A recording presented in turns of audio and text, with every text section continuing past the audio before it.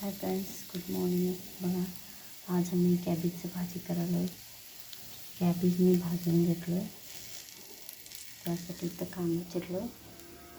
आता फोडणी घालायला कढई ठेवले, तेल टाकलं. चला तर मग फोडणी घालू. त्यात जिरं टाकलं, जरा मोहरी टाकलं, नंतर कांदा घालू. आता कांदा टाकू. कांदा लाल भाजून घेऊ. त्यात हळद टाकू, जरा मिक्स करा. आता मी कॅबेज घातलं. आता मीठ आणि मिरची घालू. मग मीठ मिरची घातलं तर छान परतून घेऊ.